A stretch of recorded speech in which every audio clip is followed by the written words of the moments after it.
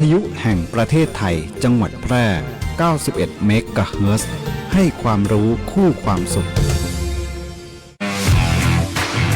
รัฐบาลไทยประกาศสงครามสแกมเมอร์รัฐบาลจึงได้ประกาศสงครามกับสแกมเมอร์ในฐานะที่สแกมเมอร์เป็นวาระแห่งชาติและในวันนี้ผมก็ได้ใช้โอกาสนี้มารายงานความคืบหน้าและเน้นย้ำถึงสิ่งที่เราต้องร่วมกันทำต่อไปรัฐบาลได้จัดตั้งคณะกรรมการอำนวยการป้องกันและปราบปรามอาชญากรรมทางเทคโนโลยีขึ้นมาโดยมีผมเป็นประธานด้วยตนเองเพื่อให้ทุกหน่วยงานทำงานไปในทิศทางเดียวกันเราได้มีการลงนามบันทึกความเข้าใจระหว่าง 15 หน่วยงานหลักทั้งภาครัฐและภาคเอกชนตลอดจนสถาบันการเงินเพื่ออุดช่องโหว่ทางการเงินและตัดเส้นทางเงินของกระบวนการอาชญากรรมเหล่านี้ให้สิ้นซากรวมพลังคนไทยต้านภัยสแกมเมอร์นายอนุทิน ชาญวีรกูลนายกรัฐมนตรี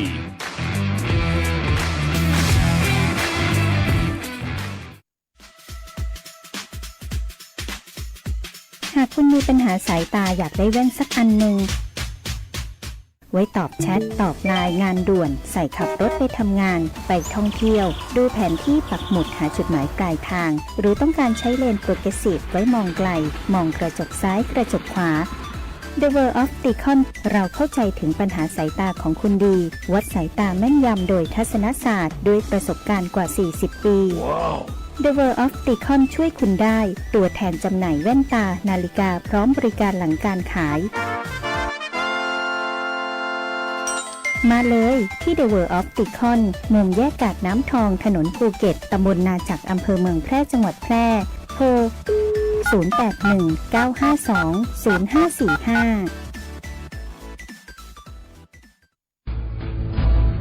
เพราะเรามีหน้าที่กำกับดูแลบริษัทประกันภัยตัวแทนและนายหน้าประกันภัยให้มั่นคงโปร่งใสเพราะเรามีหน้าที่ส่งเสริมพัฒนาธุรกิจประกันภัยให้ก้าวหน้าและมีประสิทธิภาพและเพราะเรามีหน้าที่คุ้มครองสิทธิประโยชน์ของผู้เอาประกันภัยและประชาชนเพราะทุกเรื่องการประกันภัยคือหน้าที่รับผิดชอบของเราสำนักงานคณะกรรมการกำกับและส่งเสริมการประกอบธุรกิจประกันภัยคปภ.สายด่วนประกันภัยโทร1186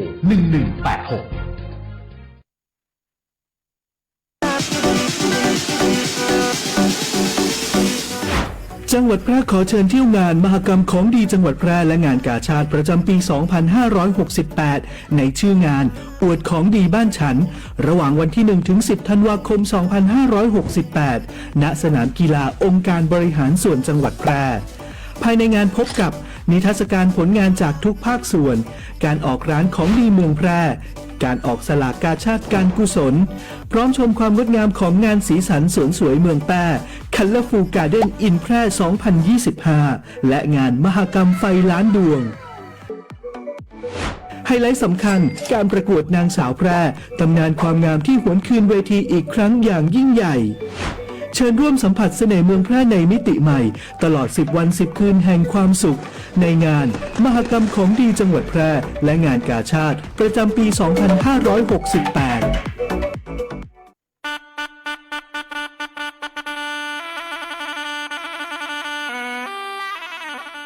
รู้หรือไม่ว่าเหนือใต้เราเชื่อมโยงกันภาษาเจ๊เหหรือภาษาตากใบเป็นภาษาถิ่นที่พูดกันในอำเภอตากใบจังหวัดนราธิวาสมีลักษณะเฉพาะตัวจากการผสมผสานระหว่างภาษาสุโขทัยโบราณภาษาใต้และภาษามลายูภาษาเจ๊เหจึงมีความโดดเด่นที่สำเนียงเนิบช้าและนุ่มนวลเป็นมรดกทางวัฒนธรรมที่กำลังเสี่ยงต่อการสูญหายภาษาเจ๊เหจึงสะท้อนได้ว่าแผ่นดินไทยเหนือใต้เป็นสายสัมพันธ์ที่เชื่อมโยงกันศาสนาภาษาวัฒนธรรมความรักความเข้าใจความสามัคคีและความผูกพันเป็นพื้นฐานสำคัญในการสร้างสันติสุขที่ยั่งยืนสำนักงานประชาสัมพันธ์ที่ 3 กรมประชาสัมพันธ์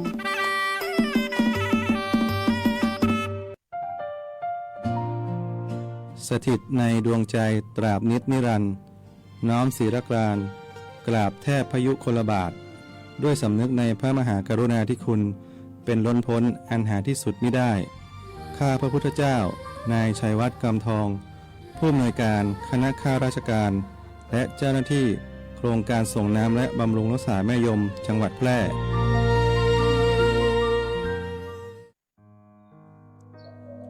สวัสดีครับผมนายธนยศคำมีประธานสภาเด็กและเยาวชนจังหวัดแพร่ในนามตัวแทนเด็กและเยาวชนจังหวัดแพร่รู้สึกเสียใจและอาลัยอย่างสุดซึ้งครับต่อการสวรรคตของสมเด็จพระนางเจ้าสิริกิติ์พระบรมราชินีนาถพระบรมราชชนนีพันปีหลวงพระองค์ทรงเป็นแบบอย่างแห่งความเมตตากรุณาครับซึ่งผมในฐานะประธานสภาเด็กและเยาวชนจังหวัดแพร่จะน้อมนำพระราชจริยวัตรอันงดงามของพระองค์มาปรับใช้ในชีวิตประจำวันและถ่ายทอดให้กับเด็กเยาวชนรุ่นใหม่เพื่อร่วมกันพัฒนานะครับจังหวัดแพร่รวมถึงพัฒนาสังคมต่อไปครับ ดิฉันนางกนกวรรณ มะลิประสงนิกรชาวจังหวัดแพร่รู้สึกอาลัยต่อการสวรรคตของพระองค์ท่านเป็นอย่างยิ่งพระราชกรณียกิจน้อยใหญ่ของพระองค์ท่านที่ได้ส่งเสริมคุณภาพชีวิตส่งเสริมอาชีพให้กับพี่น้องปวงชนชาวไทยซึ่งเป็นพระราชดำริและพระราชกรณียกิจของพระองค์ท่านที่สำคัญอย่างยิ่งต่อการพัฒนาคุณภาพชีวิตดิฉันขอสืบสานพื้นฐานของพระองค์ท่านในการพัฒนาคุณภาพชีวิตของปวงชนชาวไทยให้พัฒนายิ่งขึ้นต่อไปค่ะ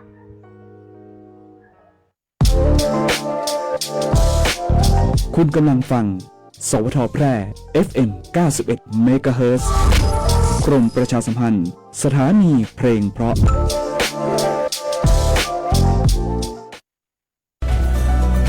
ที่นี่สถานีวิทยุกระจายเสียงแห่งประเทศไทยจังหวัดแพร่ส่งกระจายเสียงด้วยระบบ FM สเตอริโอมัลติเพล็กซ์ความถี่ 91 เมกะเฮิรตซ์จากนี้ไปติดตามรับฟังรายการบ่ายนี้ที่ 91 ทุกวันจันทร์ถึงวันศุกร์เวลา 13 นาฬิกาถึง 14 นาฬิกาช่วง Talkative Rubber ยางพูดได้โดยการยางแห่งประเทศไทยจังหวัดแพร่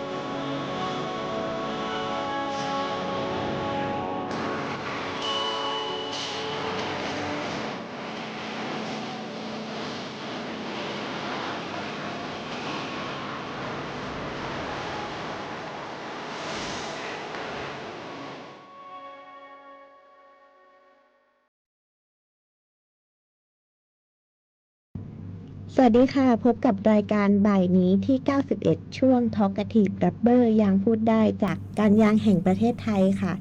ก็วันนี้พบกับพวกเราสองคนอีกเช่นเคยนะคะค่ะ ครับผมสวัสดีครับกิตติพันธ์บุญช่วยครับ ก็วันนี้นะครับมีข่าวด่วนนะครับที่ต้องแจ้งให้กับเกษตรกรชาวสวนยางทุกท่านได้ทราบนะครับ ก็คือเรื่องสถานการณ์ราคายางนะครับในท้องถิ่นของจังหวัดแพร่เรานะครับ ซึ่งตอนนี้ณวันนี้นะครับเป็นการบันทึกเทปนะครับในวันที่4 ธันวาคมนะครับ2568นะครับก็จะก่อนที่เราจะออกอากาศ 2-3 วันนะครับซึ่งสถานการณ์ราคายางณวันนี้เนี่ยภายในอาทิตย์นี้นี่ราคายางลดลงมาใช่ไหมครับน้องไอ้น้ำใช่ค่ะซึ่งลดลงมาเร็วพอสมควรนะครับจากที่ราคาจะอยู่ที่ประมาณ30 ถึง 31 บาทนะครับในจังหวัดแพร่ตอนนี้ราคาลดลงมา 2-3 บาทแล้วนะครับราคาบางจุดนะครับร่วงลงมาถึง25 บาทแล้วนะครับก็เกษตรกรท่านใดนะครับเข้าถึงช่วงที่ต้องเก็บยางขายแล้วนะครับก็ให้เช็คราคายางให้ดีนะครับแล้วก็พยายามทำให้ยางก้อนถ้วยของเรานะครับมีจำนวนมีดเพิ่มขึ้นนะครับเพื่อให้ได้น้ำหนักที่ดีที่สุดนะครับก็ลองเช็คดูราคาอีกทีนะครับว่าราคาจะเป็นยังไงนะครับแล้วก็ขอแนะนำให้เกษตรกรชาวสวนยางของเราเนี่ยภายในเดือนนี้พยายามขายให้เสร็จนะครับก่อนวันที่20ก็แล้วกันนะครับเนื่องจากว่าถ้าเลยวันที่20ไปเนี่ยทางโรงงานที่รับซื้อยางพารานะครับจะเริ่มมีบางโรงงานที่จะเริ่มปิดนะครับก็อาจจะทำให้ราคาที่พ่อค้ารับซื้อในช่วงนั้นนะครับก็จะลดลงอีกนะครับแล้วก็กว่าที่พ่อค้าจะเริ่มกลับมาดำเนินการซื้อหรือว่าทางโรงงานนะครับเปิดตลาดรับซื้ออีกทีอาจจะเป็นช่วงหลังจากปีใหม่ไปก็ประมาณ 4-5 วันนะครับกว่าที่ราคาจะกลับคืนมานะครับก็อยากจะให้เกษตรกรชาวสวนยางทุกท่านนะครับหลีกเลี่ยงการเก็บยางขายนะครับในช่วงสิ้นปีแล้วก็ช่วงต้นปีใหม่นะครับค่ะก็ในช่วงปีใหม่ก็ทุกท่านก็พักผ่อนกันก่อนค่ะเพราะว่าทางโรงงานก็มีการหยุดตามวันหยุดปีใหม่เนาะก็ส่วนดิฉันนะคะนางสาวธนิสรนศรีหรือว่าน้องไอ้น้ำวันนี้ก็มีข่าวเกี่ยวกับหน่วยงานการยางแห่งประเทศไทยของเราที่เกิดขึ้นในเดือนที่ผ่านมารายงานให้ทราบเนาะด้วยเมื่อวันที่28 พฤศจิกายนที่ผ่านมาเนาะทางการยางแห่งประเทศไทยของเราร่วมกับหน่วยงานกระทรวงเกษตรเนี่ยก็ได้มีการมอบรองเท้าบูทยางพาราช่วยเหลือผู้ประสบภัยน้ำท่วมเนาะเพื่อสนับสนุนกระทรวงพัฒนาสังคมและความมั่นคงของมนุษย์ในโครงการส่งเสริมการใช้ยางภาครัฐเนาะในส่วนนี้นะคะก็เราก็จัดกันที่งานที่โดมสนามกีฬาองค์การบริหารส่วนจังหวัดแพร่เนาะในส่วนนี้นอกเหนือจากที่มีการมอบรองเท้าบูทเนี่ยเราก็ได้ไปร่วมต้อนรับนายอัคราพรหมเผ่าเนาะก็เป็นรัฐมนตรีว่าการกระทรวงการพัฒนาสังคมและความมั่นคงของมนุษย์ด้วยเช่นกันและนอกเหนือจากนั้นวันนั้นก็ยังมีการมอบโฉนดต้นยางพาราให้แก่เกษตรกรชาวสวนยางของเรานะคะพี่เน่งแล้วก็มีการจัดกิจกรรมจัดนิทรรศการชุมชนสัมพันธ์ให้เกษตรกรเข้ามามีส่วนร่วมในงานนี้แล้วเราก็ได้ทำการมอบน้ำหมักชีวภาพจากปลาหมอคางดำให้ด้วยเช่นกันใช่ครับแล้วก็เราก็ยังให้ความรู้นะครับกับเกษตรกรชาวสวนยางที่มาเข้าร่วมงานนะครับเรื่องวิธีการใช้นะครับน้ำหมักปลาหมอคางดำนะครับว่าควรจะใช้มากน้อยเท่าไหร่อัตราส่วนผสมเป็นยังไงนะครับก็จะมีส่วนนี้เข้ามาแทรกเพิ่มเติมเข้ามาค่ะแล้วก็ในส่วนของกิจกรรมที่เราจะจัดขึ้นในเดือนธันวาคมนี้เนาะก็จะมีเรื่องเกี่ยวกับการอบรมค่ะโดยเดือนธันวาคมเนี้ยต้นปีงบประมาณ2569ที่ผ่านมาเนี่ยเราก็จะเริ่มจัดการอบรมครั้งแรกเกิดขึ้นในวันที่8 และ 9 ธันวาคมนี้ ก็ ใช่ครับ สำหรับของเราสองคนก็จะเป็นผู้ดำเนินการ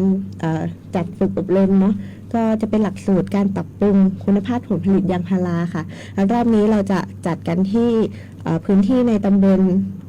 บ่อเหล็กรองค่ะก็จะเป็นกลุ่มชาวสวนยางของเวียงเชียงชื่นเนาะก็ในส่วนนี้เราจะมีการอบรมอะไรบ้างคะพี่เหน่งเป็นเนื้อหาประมาณไหนนะ ก็หลักๆเลยนะครับการ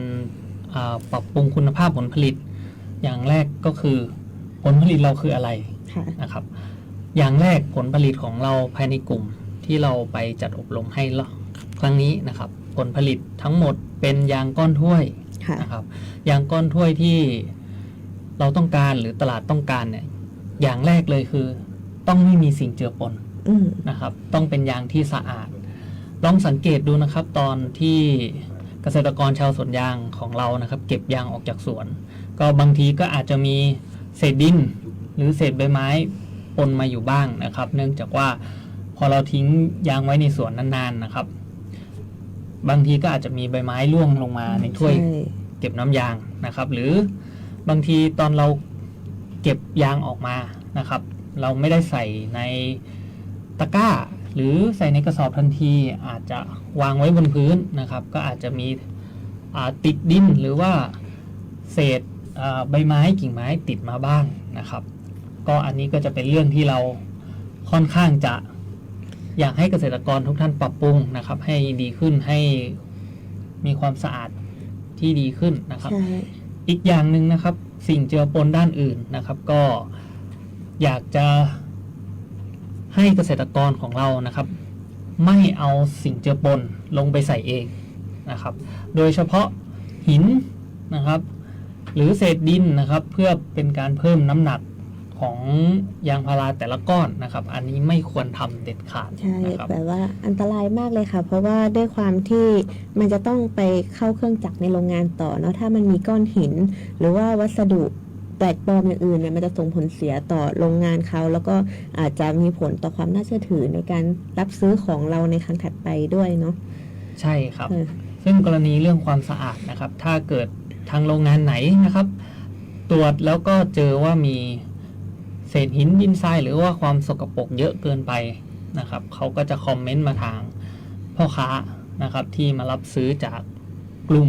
ของเรานะครับไปส่งว่าสินค้ารอบนี้มีปัญหานะเขาอาจจะถูกปรับถึง 100,000 บาทเลยนะครับซึ่งถ้าพ่อค้าเขาถูกปรับนะครับพ่อค้าเขาก็จะกลับมาปรับย้อนกลับมาปรับที่กลุ่มเหมือนกันนะครับว่ากลุ่มต้องช่วยเขาชดใช้ความเสียหายนะครับอันนี้ก็จะเป็นเรื่องที่พัวพันกันกลับมาถึงเกษตรกรชาวสวนยางเองนะครับแล้วก็ส่วนใหญ่เรื่องความสะอาดนะครับทางเกษตรกรจังหวัดแพร่เองเท่าที่เจอมาค่อนข้างจะโอเคนะครับสิ่งเจือปนไม่มีเกษตรกรคนไหนนะครับเอาไปใส่เนาะอาจจะเจอเป็นอุบัติเหตุบ้างก็คือพวกเศษเปลือกไม้นะครับหรือว่าเศษใบยางพาราที่ร่วงลงไปแล้วก็เก็บออกไม่หมดส่วนใหญ่ก็จะเจอเป็นลักษณะนี้แทนนะครับก็ถือว่ายังหน้าตาสวยงามดูดีสำหรับในพื้นที่เราเนาะก็ขอให้รักษามาตรฐานอย่างนี้ไปนานๆเนาะใช่แล้วก็เราไปเจออีกที่หนึ่งอันนี้คือด้วยความที่บางทีเราก็เล่นโซเชียลเราจะชอบเห็นเขาทำยางก้อนถ้วยแบบเหมือนขนมครกเลยพี่เน่งซ้อนกันเป็นชั้นๆสวยกลมเชียวแบบนี้มีผลอะไรไหมคะก็วิธีการทำยางก้อนถ้วยนะครับ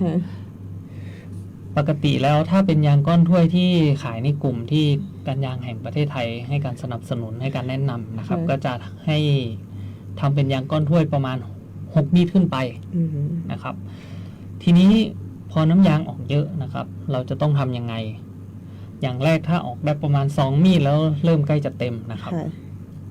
ตอนกรีดมีดถัดไปเราก็ต้องควักออกมาก่อนนะครับแล้วก็ให้น้ำยางหยุดไหลนะครับพอเราเริ่มใช้น้ำกรดลงไปผสมนะครับเพื่อให้จับตัวเราก็ต้องเอายางที่เราอันเก่านะครับที่เราเก็บออกมาจากถ้วยแล้วนะครับเอาจุ่มเข้าไปนะครับเราก็จะทำลักษณะนี้หลายๆครั้งนะครับถ้าเกิดว่ายางใกล้จะเต็มถ้วยนะครับแล้วก็ เก็บออกมาแล้วก็ใส่ใหม่เก็บออกมาแล้วก็ใส่ใหม่นะครับแล้วก็เราก็หมุนไปหมุนมาให้มันกลม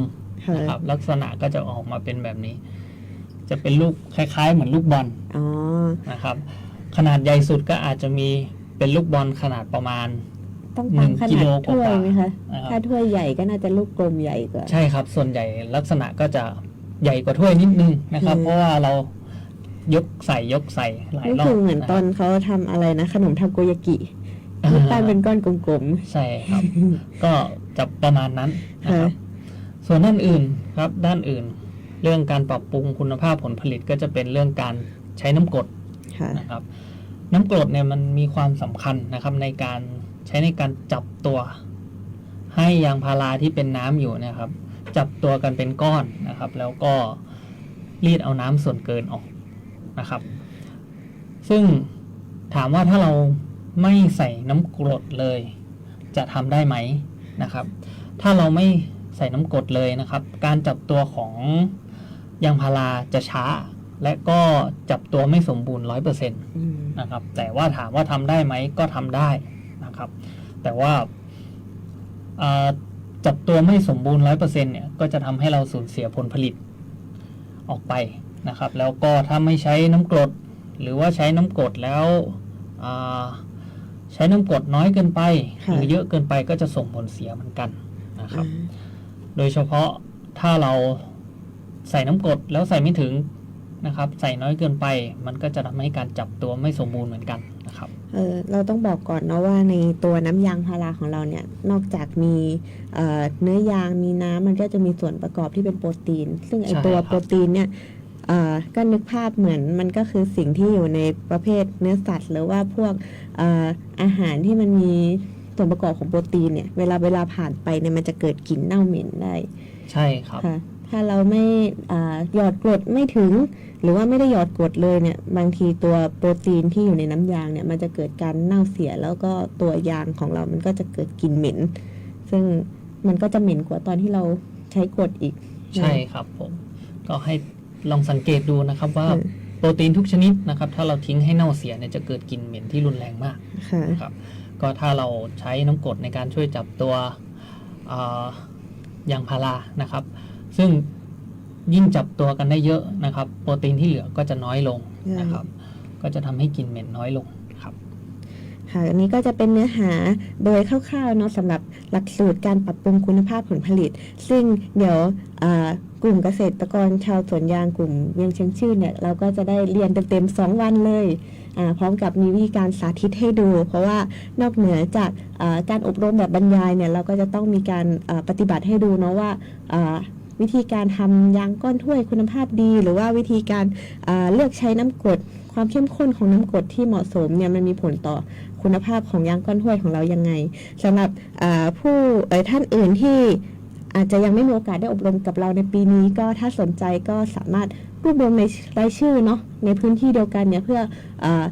ยื่นขออบรมเป็นคิวปีหน้าก็ได้สำหรับหลักสูตรนี้เนาะแล้วก็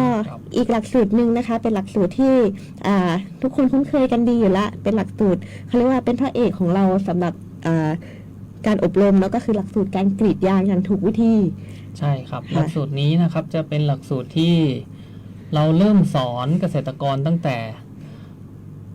ยังทำอะไรไม่เป็นเลยนะครับเราก็จะเริ่มสอนตั้งแต่วิธีการดูแลรักษาสวนนะครับเริ่มตั้งแต่การปลูกสร้างสวนยางว่าต้องทำยังไงนะครับเลือกพันธุ์ยังไงปลูกแบบไหนนะครับปลูกระยะเท่าไหร่นะครับก็จะเป็นการสอนคร่าวๆในเรื่องนี้นะครับการใช้ปุ๋ยยังไงนะครับเสร็จแล้วเราก็จะมาเริ่มลงลึกกันถึงเรื่องการกรีดยางนะครับโดยเริ่มจากตั้งแต่จับมือสอนนะครับจับมือสอนเลยว่าตั้งแต่การเลือกอาวุธเลยใช่ครับเราจะใช้มีดกรีดยางแบบไหนนะครับแล้วก็วิธีในการรับมีดกรีดยางนะครับเพราะว่ามีดกรีดยางของเราเนี่ยหน้าตาจะไม่เหมือนมีดทั่วๆไปนะครับซึ่งมันมีเอกลักษณ์เฉพาะนะครับแล้วก็วิธีใช้ก็เฉพาะเจาะจงใช่แล้วก็มีดกรีดยางของเราก็จะมีสำหรับต้นยางที่ขนาดต่างกันด้วยเพราะฉะนั้นเราสำหรับคนที่เรียนในหลักสูตรนี้เนาะก็จะได้เรียนรู้ว่าต้นยางเราต้นเล็กต้องใช้มีดแบบไหนต้นใหญ่เปลือกหนาต้องใช้มีดแบบไหนก็จะได้รู้รายละเอียดในส่วนนี้ด้วย ค่ะ ใช่ครับ แล้วก็ หลังจากนั้นเราก็จะเริ่มจับมือสอนนะครับ ใช่ ไปทีละขั้นตอนจนกว่าจะเริ่มกรีดเป็นนะครับ ซึ่งเราจะใช้ระยะเวลาด้วยกันทั้งหมด 5 วัน ใช่ก็คืออยู่ด้วยกัน5วันเต็มๆแล้วก็ต้องบอกด้วยว่าไม่ใช่ทุกคนที่จะสอบผ่านนะ เรา ใช่ มีการ ครับ สอบกันและเก็บคะแนนกันอย่างเข้มข้นด้วย เพราะว่าคนที่จบหลักสูตรนี้และสอบผ่านเนี่ยจะได้รับบัตรกรีดยางด้วย ใช่ครับ เราจะให้เป็นบัตรนะครับ รับรองว่าท่านผ่านหลักสูตรการกรีดยางนะครับ โดยที่ว่าผ่านแบบมีฝีมือนะครับ สามารถกรีดจริงได้นะครับ ซึ่งจะเพิ่มความสบายใจของเจ้าของสวนนะครับ ใช่ ถ้าคนกรีดที่มาฝึกกับเราเนี่ยนำบัตรนี้ไปให้เจ้าของสวนดูนะครับ ก็จะเจ้าของสวนก็จะรู้ว่าคนนี้ผ่านหลักสูตรนี้มาแล้วนะครับ สามารถเข้ามากรีดในสวน โดยที่ไม่ทำให้สวนของเจ้าของสวนเสียหายได้นะครับ ซึ่งหลักสูตรนี้รุ่นแรกนะครับ เราจะจัดกันที่ไหนนะครับ รอบนี้เราจะขึ้นไปที่อุตรดิตถ์ก่อน ไปจัดกันที่บ้านม่วง7 ต้นค่ะอำเภอบ้านโคกจังหวัดอุตรดิตถ์ค่ะ ครับ ซึ่งการยางแห่งประเทศไทยจังหวัดแพร่ของเรานะครับ จะดูแลการจัดการฝึกอบรมเกษตรกรนะครับ ทั้ง2จังหวัดเลยนะครับ ทั้งจังหวัดแพร่แล้วก็จังหวัดอุตรดิตถ์นะครับ ก็รุ่นที่1ปีนี้ก็จะอยู่ที่จังหวัดอุตรดิตถ์นะครับ ส่วนรุ่นที่2ก็จะอยู่ที่จังหวัดแพร่ ใช่ค่ะ ในส่วนของรุ่นที่ 2 พื้นที่ที่เราจะได้ไปจัดอบรมเนาะก็จะเป็นกลุ่มเกษตรกรที่อยู่ตำบลทุ่งแล้งอำเภอรองค่ะ ซึ่งก็จะจัดกันช่วงกลางเดือนมกราเดือนหน้า ใช่ก็ต้องบอกว่าหลักสูตรนี้เหมาะสำหรับผู้ที่อาจจะมีสวนยางแล้ว แต่ว่าสวนยางของเรายังไม่อยู่ในขั้นที่จะเปิดกรีด เราก็ฝึกมือไว้ก่อนที่จะเมื่อสวนยางอายุครบ7 ปีเนี่ยเราก็จะได้เริ่มเปิดกรีดยางได้อย่างถูกวิธีเนาะ ใช่ครับผม หรือว่าถ้าใครที่เปิดกรีดแล้วนะครับ ส่วนไหนที่เปิดกรีดแล้วแต่ เรายังคิดว่าเรายังกรีดได้ไม่ดีพอ อยากรู้เทคนิคเพิ่มเติม ก็สามารถลงทะเบียนเรียนกับเราได้นะครับ ค่ะ ส่วนเดือนนี้นะครับ เดือนธันวานี้จะมีอีก1หลักสูตร ค่ะ นะครับ ที่เราจะจัดฝึกอบรมด้วยกันไม่ใช่เดือนนี้สิครับ ต้องเป็นเดือนมกรานะครับ ขออภัยเดือนมกราจะมีอีก1หลักสูตรเป็นหลักสูตรอะไรนะครับ หลักสูตรปรับปรุงเทคนิคการกรีดยางค่ะก็ต้องบอกก่อนว่าเมื่อกี้เป็นหลักสูตรกรีดยางอย่างถูกวิธีเนาะจะเป็นหลักสูตร5 วันสำหรับมือใหม่ ใช่ครับ คนที่ไม่เคยกรีดยางมาก่อน แนะนำให้ลงหลักสูตรนี้ แต่ว่าอีกหลักสูตรหนึ่งเนี่ยถือว่าเป็นภาคตัวต่อก็ได้ก็คือสำหรับคนที่กรีดยางมาแล้ว แต่ว่าอาจจะอยากมาปรับเทคนิค อยากจะทำให้เขาเรียกว่าปรับปรุงฝีมือแล้วก็มาเรียนหลักสูตรนี้ชื่อว่าการปรับปรุงเทคนิคการกรีดยางตัวเนี้ยจะเป็นการอบรมแบบ2 วันเนาะเป็นระยะสั้นกว่า แต่ก็จะได้เทคนิคที่ขั้นกว่าหลักสูตรแบบเบื้องต้นเนาะ ใช่ครับ จะเป็นวิธีกรีดยางที่นอกเหนือจากมาตรฐานนะครับ ซึ่งเราจะฝึกอบรมให้เกษตรกรเนี่ยสามารถกรีดยางได้นานขึ้นนะครับ หรือว่าต้นยางที่ทรุดโทรมเสียหายแล้วเนี่ยควรจะกรีดแบบไหน ใช่ หรือว่าจะไปกรีดตรงไหนนะครับ เพื่อให้ได้ผลผลิตเพื่อให้ได้กรีดให้ได้นานขึ้นนะครับ ก่อนที่เราจะโค่นยาง ใช่ก็ปกติเนาะเวลาเรากรีดยางเนี่ยเราก็จะเริ่มต้นด้วยความสูง150 เซนติเมตรแต่ถ้าเกิดว่าเรากรีดไปผ่านไป10 ปี20 ปีแล้วหน้ากรีดของเราบริเวณนั้นมันหมดแล้วเนี่ยเราก็มีเทคนิคที่จะต่อเขาเรียกว่ายืดระยะเวลาเก็บเกี่ยวได้อีกนิดนึง ใช่ครับ อันนี้ก็จะอยู่ในหลักสูตรนี้ที่เป็นหลักสูตร2 วันเนาะก็สำหรับผู้ที่สนใจเนี่ยก็สามารถรวบรวมรายชื่อ30 คนตอนในพื้นที่แล้วก็ส่งรายชื่อมาเพื่อที่เราจะได้เป็นคิวอบรมในปีถัดๆไปเนาะแต่สำหรับปีนี้ก็ได้เป้าหมายละเราก็จะไปอบรมกันที่กลุ่มไฮโทนค่ะที่อำเภอรองกวางจังหวัดแพร่เนาะในช่วงปลายเดือนมกราคมนี้ ครับก็ช่วงแรกของรายการนะครับ ก็เอาไว้แต่เพียงเท่านี้ก่อนนะครับ เดี๋ยวกลับมาพบกันใหม่อีกครั้งนะครับ ในช่วงที่2ของรายการนะครับ ค่ะ ทำไมท่านต้องโทร 1669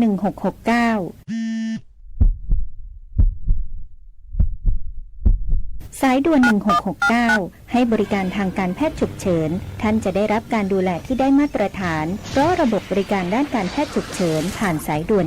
1669นั้นมีเครื่องมืออุปกรณ์ทางการแพทย์ในรถพร้อมกับเจ้าหน้าที่ที่มีความเชี่ยวชาญทำให้ผู้ป่วยลดการบาดเจ็บซ้ำได้และส่งผู้ป่วยไปรักษาต่อในโรงพยาบาลที่อยู่ใกล้ที่สุดแต่อย่าลืมนะคะเจ็บป่วยฉุกเฉินโทร1669ให้บริการฟรีไม่คิดค่าใช้จ่ายใดๆตลอด24ชั่วโมงโทรฟรีแต่อย่าโทรเล่นเพราะมีผู้ป่วยจำนวนมากที่รอคอยความช่วยเหลืออยู่ด้วยความห่วงใยจากองค์การบริหารส่วนจังหวัดแพร่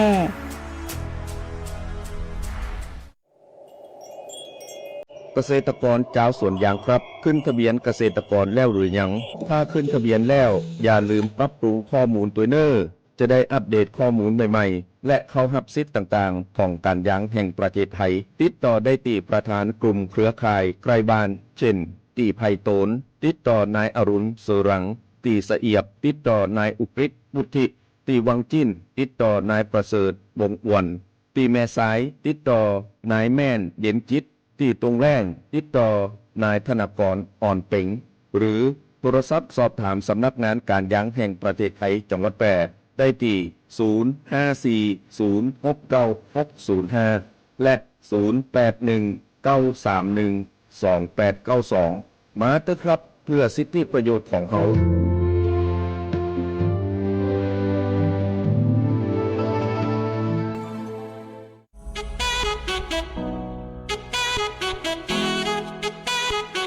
ขับไม่ดื่มดื่มไม่ขับอย่าลืมนะคะด้วยความปรารถนาดีจากสถานีวิทยุกระจายเสียงแห่งประเทศไทยจังหวัดแพร่ FM 91 เมกะเฮิรตซ์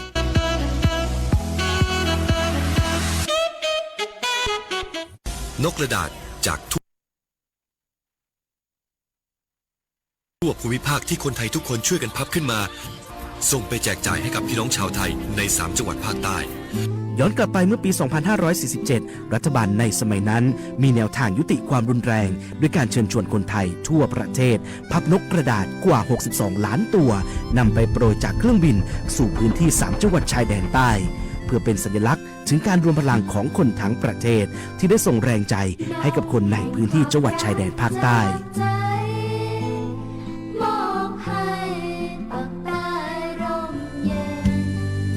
นกกระดาษกว่า 62 ล้านตัวที่โปรยมาจากฟากฟ้าในวันนั้นได้นำมาก่อสร้างเป็นอนุสาวรีย์นกสันติภาพที่ชาวจังหวัดนราธิวาสเรียกกันว่าวงเวียนนกผ่านมาแล้วกว่า 20 ปีอนุสาวรีย์นกสันติภาพยังคงตั้งตระหง่านและกลายเป็นสถานที่จุดเช็คอินของนักท่องเที่ยวแม้ว่านกสันติภาพตัวนี้จะไม่สามารถส่งเสียงได้แต่ก็คือสัญลักษณ์แห่งความหวังด้วยหวังว่าวันหนึ่งบ้านเมืองจะกลับมาสงบสุขและมีรอยยิ้มอีกครั้งสันติสุขชายแดนใต้สร้างได้โดยสันติวิธีโครงการสร้างความเข้าใจและประสานความร่วมมือทั้งในและนอกจังหวัดชายแดนภาคใต้สำนักงานประชาสัมพันธ์ที่ 3 กรมประชาสัมพันธ์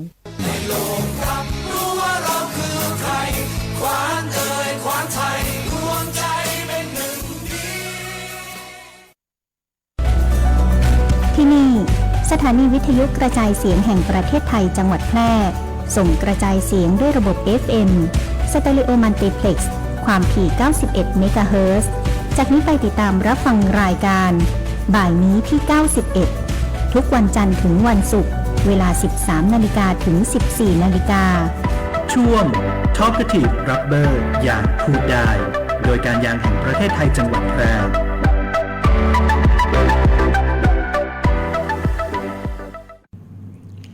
ค่ะก็กลับมาสู่ช่วงที่2อีกครั้งหนึ่งนะคะของรายการ Talkative Rubber ก็สำหรับช่วงที่2นี้ขอประชาสัมพันธ์นิดหนึ่งเนื่องจากว่าวันที่10ธันวาคมที่จะถึงนี้ค่ะในงานมหกรรมของดีจังหวัดแพร่และงานกาชาดประจำปี2569นะคะขออภัยค่ะ2568นะคะที่สนามกีฬาอบจ.แพร่เนี่ยทางการยางแห่งประเทศไทยเนี่ยจะมีการจัดกิจกรรมด้วยในวันที่10ค่ะ ค่ะนอกเหนือจากนั้นนะคะก็จะมีหน่วยงานที่เข้าร่วมจัดกิจกรรมวันเดียวกันกับเราเนาะนอกเหนือจากการยางก็จะมีสำนักงานกองทุนฟื้นฟูและพัฒนาเกษตรกรและสถานีเรดาร์ฝนหลวงร้องกวางก็จะร่วมจัดกิจกรรมกับเรานะบูธจัดงานของกระทรวงเกษตรและสหกรณ์ค่ะซึ่งกิจกรรมที่เราจะจัดกันมีอะไรบ้างนะคะพี่เน่งก็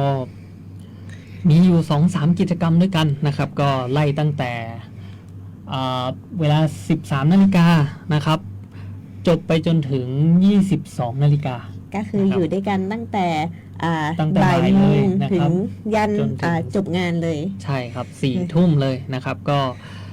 ที่บูธของกระทรวงเกษตรนะครับสถานที่ตั้งนะครับสถานที่ตั้งจะอยู่ติดกับโดมอบจ.นะครับใช่ค่ะจะเป็นฝั่งที่อยู่ติดตรงคลองใช่ครับใช่ก่อนข้ามสะพานไปตรงสนามเทนนิสเนาะใช่ครับก่อนถึงห้องน้ำนะครับใช่ค่ะตรงนั้นก็จะเป็น3แยกนะครับที่ทุกคนนะครับจะเดินผ่านนะครับก็สังเกตง่ายๆเลยค่ะถ้าเราเดินผ่านไปเนี่ยเราจะเห็นเวทีที่ข้างหน้าจะมีที่นั่งเป็นฟางแล้วก็จะเขียนว่ากระทรวงเกษตรและสหกรณ์แล้วก็จะมีซุ้มที่เป็นซุ้มตกแต่งดอกไม้รูปหัวใจใช่ครับอยู่หน้างานจุดแลนด์มาร์คถ่ายรูปได้ซึ่งเริ่มตั้งแต่บ่ายโมงนะครับก็จะมีกิจกรรมของการยางแห่งประเทศไทยจะเป็นสาธิตการทำถุงมือนะครับและลูกบอลจากยางพารานะครับซึ่งถุงมือเนี่ยมันก็จะเป็นถุงมือผ้านะครับถุงมือผ้าเคลือบยางที่เอาไว้ใช้สำหรับการทำงานนะครับไม่ว่าจะเป็นทำงานเกี่ยวกับการเกษตรหรือว่าเอาไว้ทำงานในครัวเรือนนะครับเพื่อป้องกันการบาดเจ็บในการทำงานนะครับส่วนลูกบอลยางนะครับลูกบอลยางพาราตัวนี้นะครับจะเป็นลูกบอลขนาดเล็กนะครับซึ่งประโยชน์ของมันมีไว้ใช้สำหรับการบีบนวดมือนะครับเพื่อผ่อนคลายกล้ามเนื้อนะครับลดอาการเกร็งนะครับแล้วก็ลดอาการนิ้วล็อกมือล็อกนะครับของผู้สูงอายุได้ด้วยนะครับก็ลูกบอลเนี้ยจริงๆแล้วถุงมือและลูกบอลเนี่ยท่านที่ได้มาเจอกับเราช่วงจัดนิทรรศการต่างๆไม่ว่าจะเป็นงานคลินิกเกษตรหรือว่าจังหวัดเคลื่อนที่ของจังหวัดแพร่เนาะก็จะเห็นบ่อยอยู่แล้วแต่ว่าเราไม่อาจจะยังไม่รู้ว่าวิธีการทำเป็นยังไงก็ครั้งนี้เราจะมาสาธิตทำให้ดูเลยแล้วก็ให้ผู้ที่มาร่วมชมเนี่ยมีส่วนร่วมในการช่วยเราทำได้ด้วยใช่ครับบอกเลยว่าเด็กๆก็ทำได้เช่นกันสนุกสนานเลยใช่ครับก็สามารถเข้ามาเที่ยวนะครับเข้ามาเยี่ยมชมกันได้นะครับตั้งแต่เวลา 13 นาฬิกานะครับหลังจากนั้นก็จะมีการเล่นเกมบิงโกนะครับเกมปลาลูกโป่งนะครับก็จะเริ่มกันตั้งแต่เวลา 14 นาฬิกานะครับถึงประมาณ 15 นาฬิกานะครับซึ่งเกม2อย่างนี้นะครับเราก็จะจัดกิจกรรมทำกันสนุกแล้วก็จะมีการแจกของรางวัลด้วยใช่ค่ะแล้วก็นอกจากมีการเล่นเกมบิงโกเนี่ยก็จะมีขั้น1ชั่วโมงเนาะโดยการร้องเพลงคาราโอเกะเผื่อท่านใดที่เป็นนักร้องประจำบ้านเนี่ยก็สามารถมาร้องที่นี่ได้ก็สำหรับผู้ที่สนใจร้องเนี่ยนอกเหนือจากจะได้ร้องช่วงเวลา15 นาฬิกาถึง 16 นาฬิกาเนี่ยหลังจากช่วงเย็นเป็นต้นไปเนี่ยก็จะมีดนตรีโฟล์คซองแล้วก็ให้ท่านที่สนใจขึ้นมาร้องเพลงได้ด้วยเช่นกันค่ะใช่ครับก็มาร้องเพลงให้เพื่อนๆฟังนะครับเพลินๆนะครับก็อยากให้มาอยู่ด้วยกันมาร่วมกิจกรรมด้วยกันนะครับเวลา 16 นาฬิกาถึง 17 นาฬิกานะครับเราก็จะกลับมาเล่นเกมกันอีกครั้งนะครับไม่ว่าจะเป็นเกมบิงโกหรือว่าเกมปลาลูกโป่งเพื่อรับของรางวัลนะครับก็ต้องบอกว่าไม่เหงาเพราะว่านอกเหนือจากการยางเนี่ยเรามีสำนักงานกองทุนฟื้นฟูแล้วก็สถานีเรดาร์ฝนหลวงอยู่ด้วยกันยาวๆเลยเรียกได้ว่าก็สำหรับใครที่อาจจะทราบจากการฟังรายการเราหรือว่าเห็นประกาศจากทางเพจ Facebook หรือว่าที่ไหนก็ตามมาร่วมกิจกรรมด้วยกันได้มาอยู่เป็นเพื่อนกันก็ได้เพราะว่าในงานเนี่ยไม่เหงาเพราะว่าวันก่อนหนูก็ไปมาเพื่อนๆเยอะแยะแล้วก็มีอาหารการกินเพียบเราสามารถเลือกซื้อเลือกชมเลือกกินได้ตลอดจนถึง 4 ทุ่มเลยใช่ครับก็เชิญชวนนะครับกิจกรรมสุดท้ายนะครับของวันนะครับก็จะเป็น เวลาตั้งแต่ 17 นาฬิกานะครับจนถึง 22 นาฬิกานะครับจะเป็นดนตรีโฟกซองนะครับเพราะๆจากพี่ออสเรดาร์ฝนหลวงสุดหล่อนะครับพร้อมกับสลับกับการร้องเพลงคาราโอเกะนะครับตัวนี้ก็จะอยู่กับเราไปจนถึง 4 ทุ่มเลยนะครับจนจบกิจกรรมของวันนะครับค่ะก็สำหรับงานวันที่ 10 ธันวาคมนี้ถ้าท่านใดอยากมาเจอพวกเราก็แวะมาเจอได้ตั้งแต่บ่ายโมงเป็นต้นไปเนาะมาร่วมกิจกรรมด้วยกันได้ค่ะหลังจากนั้นนะครับในวันที่ 18 ธันวาคมนะครับ 2568 นะครับเราก็จะมีกิจกรรมกันอีก1จุดนะครับ1ที่นะครับก็คืองานคลินิกเกษตรเคลื่อนที่นะครับในพระบรมราชานุเคราะห์นะครับก็จะมีกิจกรรมตั้งแต่คลินิกเกษตรนะครับจังหวัดเคลื่อนที่นะครับกิจกรรม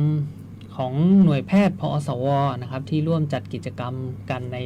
วันที่ 18 นะครับซึ่งสถานที่จัดกิจกรรมจะอยู่ที่โรงเรียนหนองม่วงไข่พิทยาคมนะครับของรอบนี้ในส่วนของการยางแห่งประเทศไทยจังหวัดแพร่นี่เรามีกิจกรรมอะไรบ้างคะก็จะเป็นการจัดนิทรรศการนะครับเรื่องการดูแลรักษาสวนยางนะครับแล้วก็เราจะมีผลิตภัณฑ์ที่ทำจากยางพาราไปโชว์ให้กับทุกท่านได้ดูด้วยนะครับในรอบนี้ก็อาจจะไม่ได้พบพวกเราเนาะเพราะว่าต้องบอกก่อนว่าเราติดภารกิจอบรมเกษตรกรแต่ว่าเราก็มีทีมงานของเราท่านอื่นๆที่จะไปประจำในงานคลินิกเกษตรนี้แทนแล้วก็ยังไงก็ตามก็จะมีเขาเรียกว่าอะไรนะของไม่ว่าจะเป็นถุงมือผ้าเคลือบยางพาราหรือว่าลูกบอลยางเนี่ยก็ยังมีให้ทุกท่านที่ผ่านไปผ่านมาได้ลองเข้ามาดูมาจับดูได้ใช่ครับก็เราก็จะมีของรางวัลติดไม้ติดมือให้ทุกท่านกลับบ้านไปด้วยนะครับที่เข้ามาร่วมกิจกรรมในนิทรรศการของการยางแห่งประเทศไทยนะครับใช่ค่ะก็สำหรับกิจกรรมที่อยู่ในจังหวัดแพร่ก็จะมีประมาณนี้เนาะแต่ว่าขอประชาสัมพันธ์อีกกิจกรรมหนึ่งเป็นเขาเรียกว่านิทรรศการโครงการมหกรรมยางพาราครั้งที่ 3ในส่วนนี้นะคะจะเป็นจัดที่มหาวิทยาลัยธรรมศาสตร์ศูนย์รังสิตเนาะซึ่งมีช่วงเวลาจัดตั้งแต่วันที่16ถึง25ธันวาคม2568นี้ก็จะเป็นเกี่ยวกับเกษตรยั่งยืนมิติใหม่สู่เวทีโลกที่เกี่ยวกับยางพาราเนาะไม่ว่าจะเป็นการสัมมนาวิชาการเกี่ยวกับยางพาราหรือว่าเป็นเกี่ยวกับเทคโนโลยีในการเพิ่มผลผลิตหรือว่าการแปรรูปหรือว่าการนำยางพาราไปใช้อื่นๆเนาะสำหรับผู้ที่สนใจหรือว่าได้ผ่านไปผ่านมาแถวมหาวิทยาลัยธรรมศาสตร์ศูนย์รังสิตในช่วงวันที่16ถึง25ธันวาคมก็สามารถแวะเข้าไปดูไปชมได้เพราะว่านอกเหนือจากจะมีการสัมมนาวิชาการหรือว่ามีการนำเสนอเกี่ยวกับนวัตกรรมยางพาราเนี่ยก็จะมีร้านค้าชุมชนเกี่ยวกับเกษตรปลอดภัยเนาะก็สามารถชมนิทรรศการได้จากทั้งทางภาครัฐและเอกชนแล้วก็มีการแสดงสินค้าการเกษตรต่างๆไม่ว่าจะเป็นของกินของใช้และมีคอนเสิร์ตจากศิลปินดังด้วยซึ่งมีทุกวันเลยสำหรับผู้ที่สนใจงานใหญ่ก็สามารถเข้าไปดูได้เนาะที่มหาวิทยาลัยธรรมศาสตร์ศูนย์รังสิตนะคะครับผมก็จบไปแล้วนะครับเรื่องประชาสัมพันธ์นะครับมีอีกหนึ่งเรื่องนะครับที่ทางการยางแห่งประเทศไทยจังหวัดแพร่ของเรานะครับที่จัดเตรียมนะครับเพื่อสนับสนุนเกษตรกรภายในพื้นที่นะครับเนื่องจากว่าตอนนี้เนี่ยกระแสของการปลูกต้นยางพันธุ์ใหม่นะครับกำลังเริ่มเข้ามาในจังหวัดแพร่ของเราแล้วนะครับซึ่งทางการยางแห่งประเทศไทยนะครับได้แนะนำพันธุ์ใหม่เป็นพันธุ์ยางชั้นหนึ่งนะครับก็คือพันธุ์ RRIT 3904นะครับย้ำอีกครั้งนะครับพันธุ์ RRIT 3904นะครับซึ่งเป็นพันธุ์ที่เพิ่งได้รับการจดรับรองนะครับว่าเป็นยางพันธุ์ที่เหมาะสมนะครับในพื้นที่ภาคเหนือของเรานะครับโดยที่ยางพันธุ์นี้นะครับจะให้ผลผลิตสูงกว่ายางพันธุ์เดิมที่เราเคยแนะนำมานะครับเมื่อก่อนเนี่ยทางจังหวัดแพร่นะครับของเราจะปลูกต้นยางพาราพันธุ์ M นะครับ600นะครับก็คือพันธุ์จากสถาบันวิจัยยางมาเลเซียนะครับ600นะครับแต่ตัวนี้ตัวใหม่นะครับเป็นพันธุ์ RRIT 3904เนี่ยเป็นพันธุ์จากสถาบันวิจัยยางของไทยเรานะครับใช่ค่ะหมายเลข3904ผลออกมานะครับในพื้นที่ปลูกยางเดิมเนี่ยเราให้ผลผลิตนะครับสูงถึง475กิโลกรัมต่อไร่ต่อปีนะครับซึ่งถ้าเทียบกับยางพันธุ์เดิมเนี่ยจะอยู่ที่ประมาณ300นะครับ280ถึง300ก็ถือว่าเพิ่มสูงขึ้นมาเท่าตัวใช่ค่ะนะครับซึ่งยางพันธุ์ใหม่ตัวนี้ก็เป็นที่น่าสนใจอยู่ตอนนี้นะครับแล้วในเขตปลูกยางใหม่เช่นโซนของภาคเหนือเราครับก็ให้ผลผลิตสูงเฉลี่ยก็ประมาณ384-385กิโลกรัมต่อไร่ต่อปีนะครับลักษณะเด่นของพันธุ์นี้นะครับเป็นพันธุ์ที่ต้านทานโรคใบร่วงนะครับโรคไฟท็อปเทอร่าแล้วก็โรคลาแป้งได้ดีนะครับเป็นยางพันธุ์ที่การเจริญเติบโตก่อนเปิดกรีดนะครับแล้วก็ระหว่างที่กรีดเนี่ยดีมากนะครับปรับตัวเข้ากับสภาพแวดล้อมได้ทุกพื้นที่นะครับแต่ก็มีข้อสังเกตนิดนึงนะครับยางพันธุ์ที่ให้ผลผลิตสูงเนี่ยเราก็ไม่ควรจะกรีดถี่มากเกินไปนะครับเพื่อถนอมต้นยางนะครับลดโอกาสที่ต้นยางพาราจะเกิดความเสียหายแล้วก็ยืนต้นตายนะครับก็สำหรับการยางแห่งประเทศไทยเราเนาะเวลาที่จะแนะนำเกษตรกรเลือกพันธุ์ที่สำหรับจะมาปลูกสวนยางใหม่เนี่ยก็อย่างแรกๆเนี่ยเราอยากให้แบ่งออกมาเป็น4ปัจจัยที่เราพิจารณาเนาะว่าเราควรจะเลือกพันธุ์ไหนมาปลูกใช่ครับตอนแรกเราต้องดูก่อนว่ายางที่เราจะปลูกเนี่ยเราต้องการเก็บเกี่ยวผลผลิตแบบไหนเพราะนอกเหนือจากการกรีดยางเก็บน้ำยางเนี่ยบางคนก็เลือกที่จะปลูกยางเพื่อทำไม้ยางด้วยก็ได้ใช่ครับก็คือต้นยางเราจะจำแนกเป็น2ประเภทนะครับก็อย่างแรกก็คือเราต้องการน้ำยางมาขายนะครับส่วนอีกแบบนึงคือต้องการเนื้อไม้มาขายใช่ค่ะซึ่งเราจะใช้พันธุ์คนละพันธุ์แยกกันนะครับค่ะแล้วก็ปัจจัยที่2ก็คือต้องดูว่าในพื้นที่ที่เราจะปลูกยางเนี่ยมี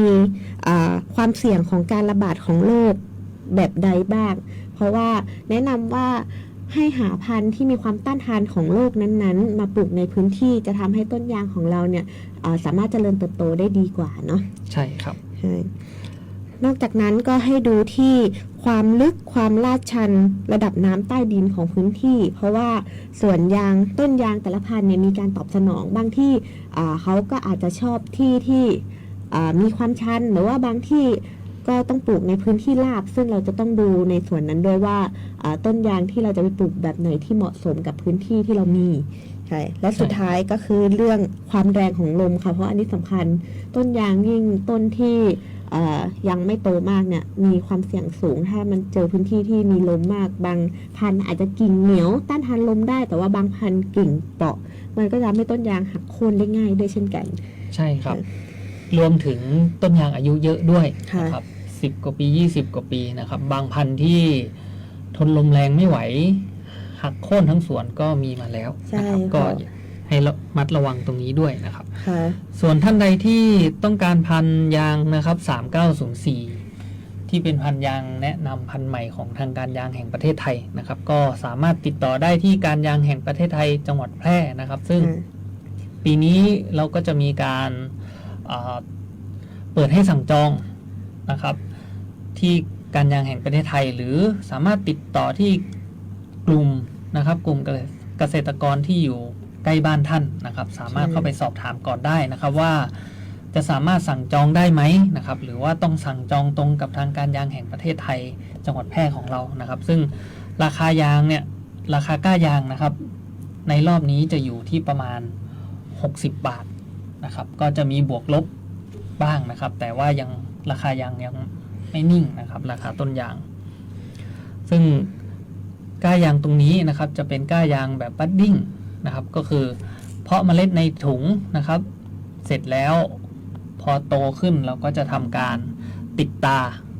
ภายในถุงเลยนะครับซึ่งจะทำให้รากยางเนี่ยสมบูรณ์แข็งแรงนะครับไม่เหมือนกับ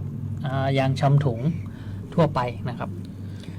ค่ะก็สำหรับผู้ที่สนใจสั่งจองเนาะก็สามารถโทรเข้ามาสอบถามเบื้องต้นกันก็ได้นะคะที่เบอร์054-069-605 ค่ะอีกครั้งนะคะ054-069-605 หรือว่าจะติดต่อมาในเพจ Facebook การยางแห่งประเทศไทยจังหวัดแพร่ก็ได้เพื่อที่จะสอบถามรายละเอียดนะแล้วก็ดำเนินการเข้ามาสั่งจองแล้วก็มีการเหมือนต้องมีการจ่ายมัดจำด้วยเนาะแล้วก็รับเอกสารเกี่ยวกับการจองที่สำนักงานการยางแห่งประเทศไทยจังหวัดแพร่ได้ค่ะครับแล้วก็ทางการยางแห่งประเทศไทยเราก็ยังมีน้ำหมักปลาหมอคางดำนะครับจำหน่ายให้กับเกษตรกรชาวสวนยางนะครับหรือเกษตรกรทั่วไปนะครับที่เอาไว้ใช้กับพืชอื่นด้วยนะครับก็ราคาจะตกอยู่ลิตรละ100 บาทนะครับหรือแกลลอนละ500 บาทครับก็สำหรับผู้ที่สนใจนะคะก็สามารถติดต่อได้ทั้งเบอร์โทรศัพท์แล้วก็ทางเพจ Facebook การยางแห่งประเทศไทยจังหวัดแพร่นะคะก็สามารถเข้ามารับของได้ที่สำนักงานได้เลยใช่ครับก็สุดท้ายนี้นะครับก็อยากจะฝากเรื่องของการขึ้นทะเบียนนะครับเกษตรกรชาวสวนยางท่านใดนะครับหรือว่าเกษตรกรที่ปลูกยางใหม่นะครับยังไม่ได้ขึ้นทะเบียนกับทางการยางแห่งประเทศไทยนะครับเราก็ขอเรียนเชิญนะครับให้มาแจ้งขึ้นทะเบียนกับการยางแห่งประเทศไทยนะครับก็จะได้รับสิทธิประโยชน์มากมายไม่ว่าจะเป็นเข้าร่วมโครงการต่างๆนะครับที่ทางการยางแห่งประเทศไทยสนับสนุนหรือสวัสดิการนะครับที่ทางการยางแห่งประเทศไทยของเรานั้นจัดสรรให้นะครับก็สำหรับการจัดรายการครั้งนี้ก็พวกเราจะต้องขอตัวไปก่อนแล้วก็พบกันใหม่ในปีหน้าเลยเนาะพี่หนึ่งใช่ครับก็ขอสวัสดีปีใหม่ล่วงหน้านะคะทุกคนขอให้ทุกท่านมีสุขภาพแข็งแรงสมบูรณ์แข็งแรงแล้วก็มีความสุขมากๆค่ะก็พวกเราก็ขอตัวลาไปก่อนนะคะสวัสดีค่ะสวัสดีครับคุณกำลังฟังบ่ายนี้ที่91ทางสถานีวิทยุกระจายเสียงแห่งประเทศไทยจังหวัดแพร่ FM 91 MHz